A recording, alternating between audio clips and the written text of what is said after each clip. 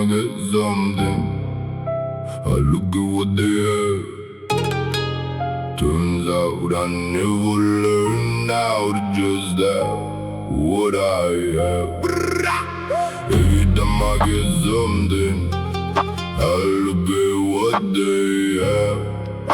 The having never lands because the comparing always comes back.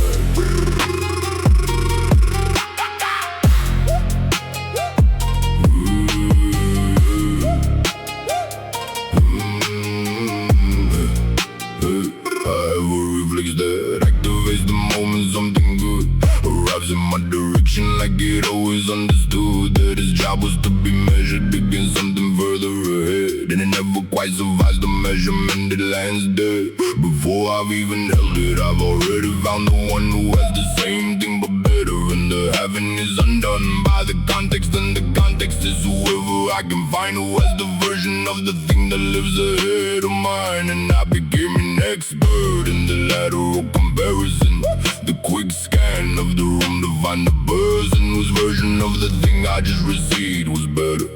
And I filed mine as less filed it letter by letter into the category of not enough, and moved on to the next thing like the having was just a rough draft of the having I would do when I was further along the line of where they were and closer to the surface. Every time I get something, I look at what they have. Turns out I never learned how to just have what I have. Every time I get something, I look at what they have. The having never lands because the comparing always comes back. You ever reach something you spend years moving toward and feel the arrival for about 4 seconds before the board of comparison activates and shows you where it ranks against the field, and the field is everyone, and thanks to everything available to compare against at all times, the thing you just received immediately declines in value, because value is not absolute, it's relative, and relative means nothing stands unless something gives. I have spent a decade not inside my own life, but in the lateral glance at the one beside it, like a knife that cuts the joy before it settles, cuts the good before it has the time to mean what good things should. And the person I keep measuring against keeps moving too. They are not a fixed point, they have their own view of someone else who has more and measures against that. And the whole thing is a chain of people measuring that. Every time I get something,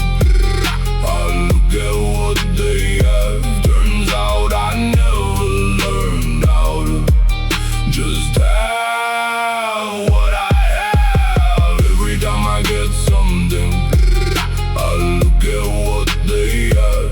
The having never lands because the comparing always comes back.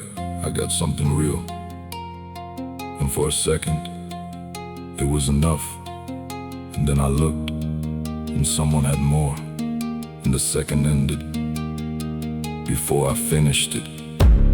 I wanna learn how to finish the second before I look. So if the joy you feel is always temporary, if it lasts until you find a person with the commentary of a life that seems to have it more together than yours. If somewhere in the having there is always still the yours compared to theirs, and theirs is always slightly more.